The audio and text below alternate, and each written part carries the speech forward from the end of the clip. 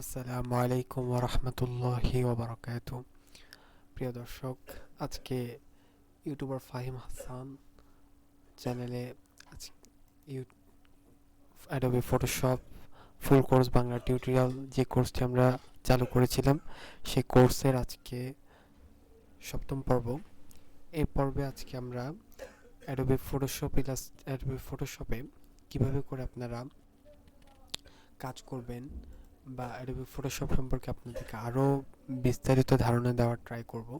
আমরা ইতিপূর্বে অনেকগুলো ভিডিও আমরা করেছি।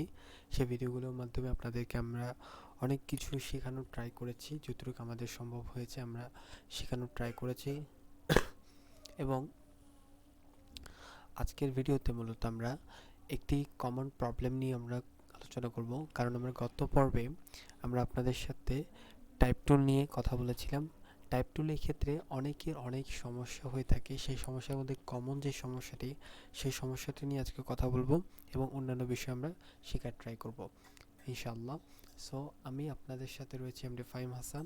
আপনারা ফুল কোর্সটি দেখবেন, তাহলে আপনারা অনেক কিছু শিখতে পারবেন। কারণ ইউটিউবার হিসাবে, কারণ আমি মূলত ইউটিউবারদের জন্যই আমি এই কোর্সটি রান করেছি। ইউটিউবার যদি এই কোর্সটি যদি ফুল ওয়াচ করে, ফুল প্লেলিস্টটি যদি ওয়াচ করে, ফুল কোর্সটি যদি তারা যদি মনোযোগ সহকারে দেখে, তাহলে আমি আশা করি অ্যাডোবি ফটোশপ তারা সম্পূর্ণ শিখে ফেলতে পারবে। এবং অ্যাডোবি ফটোশপ শেখার মাধ্যমে যে কোনো ইউটিউবার তাদের থাম্বনেলগুলো অনেক আই ক্যাচিং করে তুলতে পারবে, তাদের থাম্বনেলগুলো অনেক ভালোভাবে তৈরি করতে পারবে, যাতে তাদের ক্লিক বেশি আসে এবং তারা তাদের ভিডিওগুলো যাতে বেশি ভাইরাল হয়। ওকে, সো অ্যাডোবি ফটোশপে মূলত যে বিষয়টি টেক্সট লেখার ক্ষেত্রে সমস্যা পড়তে হয় সেটা হলো অনেক ইউটিউবাররা তারা তাদের থাম্বনেলে বাংলা লেখা লিখে। এবং সে বাংলা লেখা লেখার ক্ষেত্রে তাদের যে সমস্যাটি হয় সেটি হলো ফন্ট ভেঙে যায়। ঠিক আছে, যুক্তবর্ণ ভেঙে যায়। এটি হলো তাদের কমন সমস্যা। এখন এই সমস্যার ক্ষেত্রে তারা সমাধান খুঁজে পায় না। সো তাদের সমস্যার সমাধান হলো যে আপনারা যখন কোনো বাংলা কিছু লিখবেন, সেটি লেখার আগে আপনারা আপনাদের ফটোশপটিকে একটু সেট আপ করে নেবেন। এখন বলবেন যে ভাইয়া ফটোশপটি কীভাবে সেট আপ করতে হয়?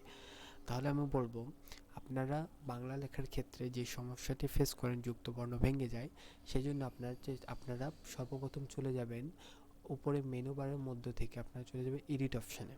কোন অপশানে?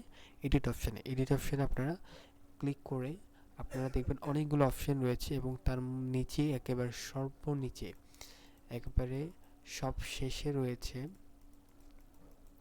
প্রেফারেন্স। এই প্রেফারেন্স থেকে আপনারা যদি দেখেন, এই প্রেফারেন্সের উপর যদি কার্সার রাখেন, মাউস রাখেন, তাহলে দেখবেন এখানে অনেকগুলো অপশান রয়েছে। এর মধ্যে আপনারা চলে যাবেন মূলত টাইপ। এখানে দেখতে পাচ্ছেন টাইপ। এর টাইপ অপশানে আপনারা ক্লিক করে দেবেন। এই টাইপ অপশানে ক্লিক করার পর আপনাদের বাই ডিফল্ট আপনাদের এখানে এই উপরের এই দুইটি যে অপশান রয়েছে, এই দুইটি অপশানের মধ্যে আপনাদের বাই ডিফল্ট উপরের অপশানটি সিলেক্ট করা থাকবে, আপনার নিচের অপশানটিকে সিলেক্ট করে দেবেন। ওকে, আপনারা নিচের অপশানটিকে সিলেক্ট করে দেবেন, উপরের অপশানটি সিলেক্ট করা থাকবে বাই ডিফল্ট, আপনার নিচের অপশানটিকে সিলেক্ট করে ওকেতে প্রেস করে দেবেন এবং ফটোশপটিকে আবার ক্রস করে ফটোশপটিকে আবার রিটার্ন রান করবেন। তারপর আপনারা লেখা শুরু করবেন, দেখবেন ইনশাল্লাহ আপনাদের যুক্তবর্ণ আর ভাঙবে না। সর্বপ্রথম আপনার প্রেফারেন্সে যাবেন, সর্বপ্রথম এডিটে যাবেন, এডিট থেকে প্রেফারেন্সে যাবেন, প্রেফারেন্স থেকে টাইপে যাবেন, টাইপ থেকে সেকেন্ড নাম্বার অপশন থেকে সিলেক্ট করে ওকে প্রেস করে আপনারা ফটোশপটিকে স্টপ করে দিবেন এবং স্টপ করার পরে আপনারা আবার আবার রান করবেন ফটোশপটি এবং রান করার পর তারপর আপনারা যদি টাইপ করবেন, তারপর দেখবেন আপনাদের ফটোশপে আপনাদের যুক্ত বর্ণগুলো আর ভাঙবে না। ঠিক আছে, সো আপনাদের সমস্যার সমাধান আমি দিয়ে দেওয়ার ট্রাই করেছি। এরকম যদি কোনো রকম অন্যান্য কোনো কোয়েশ্চেন থাকে, কোনো প্রবলেম যদি ফেস করে থাকেন, তাহলে আমাকে কমেন্টে জানাবেন। আমি আপনাদের কমেন্টের উপর ভিত্তি করে ভিডিও নিয়ে আসার ট্রাই করব ইনশাআল্লাহ। সো আজকে আমরা অন্যান্য আর যে বিষয়গুলো জানবো, সেই বিষয়টি হলো মূলত আমরা আজকে ক্রপ টুল সম্পর্কে জানবো। এখন ক্রপ টুলের কাজ কি? ক্রপ টুলের কাজ যদি আমি দেখাই আপনাদেরকে, তাহলে আমাদেরকে একটি ইমেজের প্রয়োজন হবে। এখন আমরা একটি ইমেজকে এখানে আনার ট্রাই করব। যদি আমরা এই ইমেজটিকে আনার ট্রাই করি, এখানে যদি আমরা কপি ইমেজ এবং এখান থেকে যদি আমরা এটাকে কন্ট্রোল ভি দিয়ে যদি পেস্ট করি, তাহলে আমাদের এই ইমেজটি চলে এসেছে। এই ইমেজটিকে আমরা এখন ক্রপ করব। এই ইমেজটিকে ক্রপ করার জন্য আমরা ক্রপ টুল প্রেস করব। ক্রপ টুলের শর্টকাট হলো সি। এটি শর্টকাট খেয়াল রাখবেন। সি প্রেস করলে মূলত ক্রপ টুল এনাবল হয়ে যাবে। এই দেখুন ক্রপ টুল এনাবল হয়ে গেছে। এখন এখান থেকে আমরা ক্রপ করতে পারবো। এখান থেকে আমরা ছবিটিকে ক্রপ করতে পারবো। এখান থেকে যদি আমি চাই শুধু ছবি মানুষটিকে শুধু নেওয়ার জন্য, বাকি ব্যাকগ্রাউন্ড আমি ডিলিট করে দিতে চাচ্ছি, আমি যদি শুধু ছবিটিকে সিলেক্ট করি তাহলে দেখবেন ছবিটি শুধু সিলেক্ট হবে।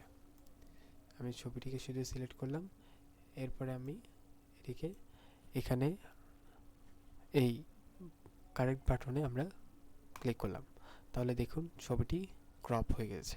এভাবে করে মূলত যে কোনো জিনিস আপনি ক্রপ করতে পারেন।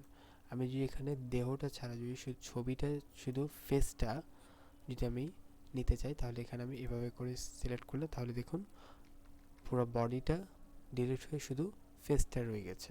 এভাবে করে যে কোনো বিষয় আপনারা ক্রপ করতে পারেন। এবং এই ক্রপ টুলের মাধ্যমে আপনারা এই ক্রপ করে যদি আপনারা যদি চান যে আমি শুধু ফেসটা নিব, ফুল ব্যাকগ্রাউন্ড চলে যাবে, তাহলে আপনাদেরকে মূলত ব্যবহার করতে হবে পেন টুল। পেন টুলকে ইউজ করে আপনারা শুধু সেই অবজেক্টটিকে আপনারা নিতে পারবেন যে অবজেক্টটিকে আপনারা নিতে চান। তার জন্য আপনাদেরকে একটু পেন টুলটি মনোযোগ সহকারে শিখতে হবে, কারণ পেন টুলটি অনেক হার্ড একটি টুল, যে টুলটি অনেক মানুষের সহজে আয়ত্ত করতে পারে না। অনেক ডিজাইনাররা বা অনেক মানুষ সহজে আয়ত্ত করতে পারে না। এটিকে আয়ত্ত করাটা অনেক কঠিন, তাই ট্রাই করবেন ফটোশপের এই পেন টুলটি একটু ভালোভাবে প্র্যাকটিস করার। আপনার যত স্মুথ এই পেন টুলটিকে আপনারা ইউজ করতে পারবেন, তত সুন্দর আপনাদের ডিজাইনের আউটপুটটি আসবে, বা তত সুন্দর আপনারা যে কোনো জিনিস আপনারা সিলেক্ট করে ক্রপ করতে পারবেন। অনেক ব্যাকগ্রাউন্ড রিমুভ করার ক্ষেত্রে এই পেন টুলটি অনেক গুরুত্ব বহন করে। সো চেষ্টা করবেন ক্রপ টুলটিকে সঠিকভাবে শেখার। ঠিক আছে, আমি গত পর্বে আপনাদেরকে বলেছিলাম যে পেন টুলটিকে আপনারা অনেক গুরুত্ব সহকারে শিখবেন, কারণ পেন টুলটি অনেক গুরুত্বপূর্ণ একটি টুল। এই টুলটি যদি আপনারা সঠিকভাবে শিখতে পারেন, তাহলে মূলত আপনাদের অনেক উপকার হবে। সো আজকের ভিডিওটি এ পর্যন্তই। আজকে আমরা আপনাদেরকে টাইপ টুলের যে কমন কোশ্চেন আপনাদের ছিল, সেই কোশ্চেনের যে প্রবলেমের আপনার পড়েছিলেন, সেই প্রবলেমের সলিউশন আপনাদেরকে দিলাম এবং আপনাদেরকে ক্রপ টুলের ব্যবহার দেখালাম।